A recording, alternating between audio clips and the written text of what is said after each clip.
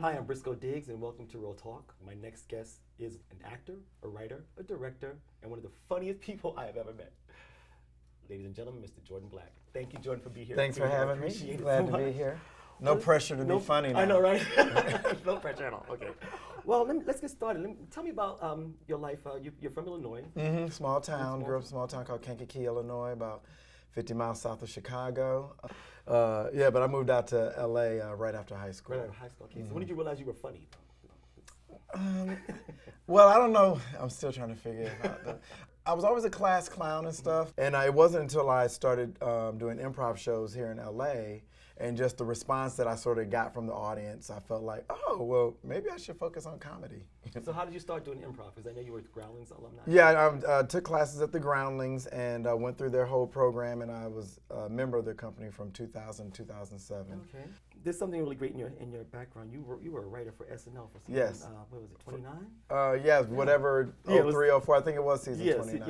Yeah, 2003, 2004. Yeah. What was that like? It was great. I mean, it was a tough job because I really kind of missed being in LA where I could act as well, because I've taken a lot of writing jobs, but I've also been able to continue my acting while writing. And in New York, it was different because that show is so all-encompassing. Right. And then being removed from LA where I had relationships with casting people, I could do shows at Groundlings. So I really missed performing, which is why I ended up coming back home after a year, because I just couldn't stand not being able to perform at all. So after that, you came back to LA, and is that when you decided to create the black version, or? Was that Well, the black version came years after that, actually, okay. many years after that. I wanted to do a live improv show with an all-black cast. And So explain that, what you guys do. well, what we do is we have an entire cast of black improvisers, which in the improv world is hard to come by. We started at the Groundlings, do the show there. Our director, Karen Mariyama, would just ask the audience to yell out movie suggestions of real movies, and then we improvise the black version of that movie right there on the spot. So, and we do a lot of music and stuff, and it's a lot of fun. And the audience, ever since we started doing it 5 years ago, it's always sold out. Yeah. So let me ask you about the landscape of minorities in Hollywood nowadays. How do you feel? Is it changing? Is it getting better, or? Well, it's cyclical, I feel like. Like right now, diversity is huge, which is great. And hopefully it won't just be a trend, but it'll start to take root in the industry. My concern always is that things are trendy, and then the trend ends, and then it's like you got to sort of like wait around for it to pick back up. Because I remember back around 2000, there was Jesse Jackson threatened to boycott, rally his Black America to boycott the 3 major networks because they didn't have enough diversity in front of and behind the camera. And I got a lot of work after that, and a lot of black people did, because the network's like, oh, no, we got it. No, seriously, we're hiring, plenty of diverse people all the time. Jordan, you're working for us. You're working for us. Get over here. You have a job.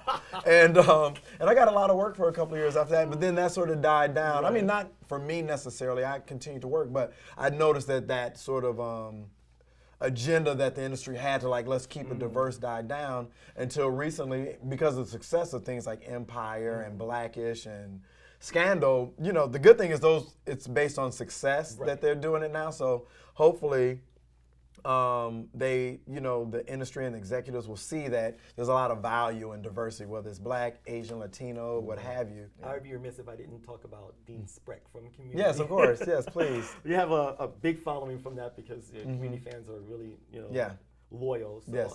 Tell me a little bit about when you got the part in. What's interesting, because I read for the part of Dean Pelton. Matter of fact, Jim and I were the last 2 to go in. Oh, wow, okay. And so I went in, and then Jim went in. He booked it, I didn't. I love telling this because it's for actors to be encouraged. Like, just because you don't book something doesn't mean that they hated you or that you're no good or you suck. You can go in, have a really great audition, not book it, but leave a good impression. Right.